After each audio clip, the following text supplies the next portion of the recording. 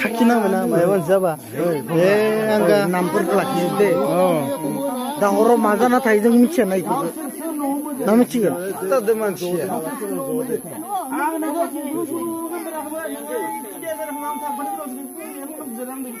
Kau ni kau bawa sih?